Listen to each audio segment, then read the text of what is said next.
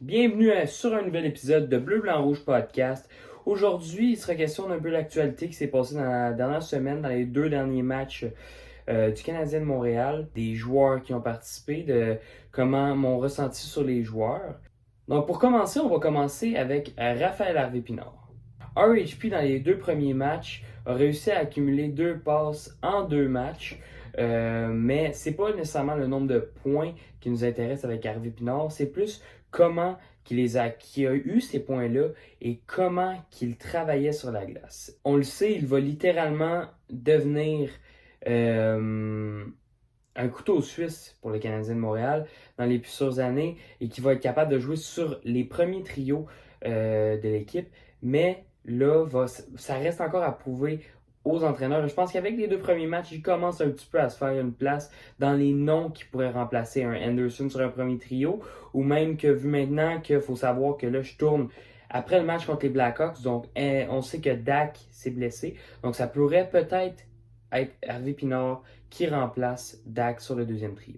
Comme j'ai dit, je tourne cet épisode après le match contre les Blackhawks, donc Montembeault a eu une performance. Et pour moi, Montembeault, 935 de pourcentage d'efficacité, 29 arrêts sur 31. C'est incroyable la performance qu'il a eue, surtout contre un Connor Bedard, contre des grandes chances de marquer. Ça a été des belles arrêts de la part de Montembeault, contrairement à Allen contre les Maple Leafs de Toronto.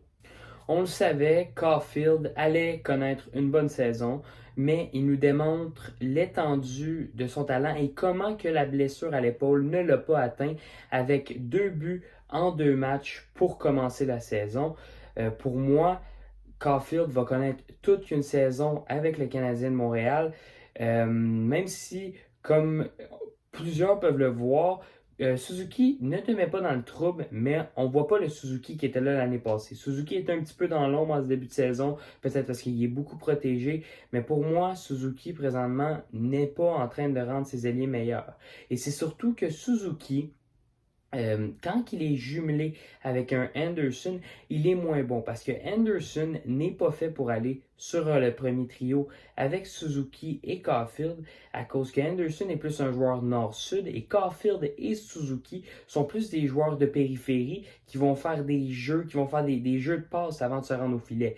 Anderson, lui, il fonce au filet, il arrive, il fait un petit tir, ça crée des rebounds et tout, mais sinon, il joue pas vraiment en périphérie, c'est pas un joueur de périphérie, il a pas le IQ pour ça.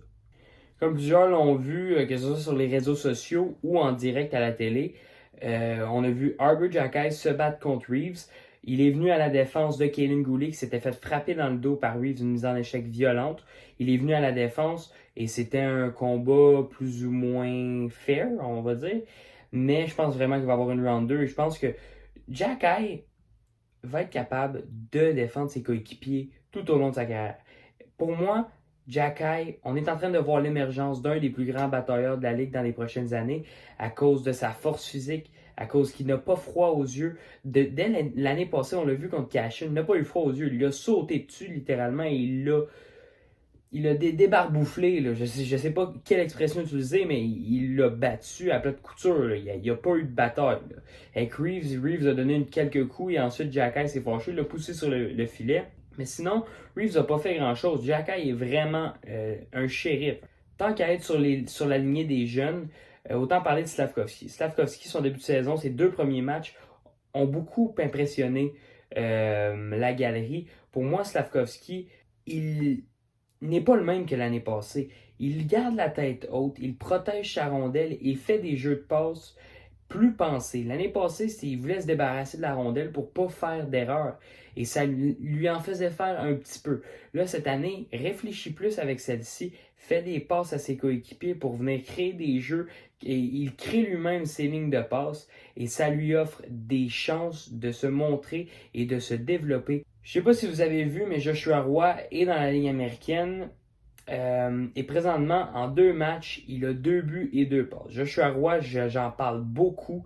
Je parle beaucoup de Joshua Roy parce que c'est vraiment un joueur que j'affectionne particulièrement depuis des années. Je pense vraiment que Joshua Roy peut avoir un rôle important dans une équipe de la Ligue nationale et je pense que le Canadien se doit d'être très choyé d'avoir un joueur comme Joshua Roy parce que Tu sais, c'est pas un joueur qui, à tous les soirs, va connaître des soirées incroyables, mais ça va être un joueur qui, à tous les soirs, va être capable de noircir la feuille de pointage.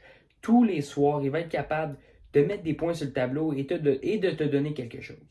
Avec la blessure de Kirby Dach, je suis en train de me demander, est-ce qu'on rappelle un Joshua Roy ou on fait jouer un Pezzetta qui est là ou on rappelle un Mia?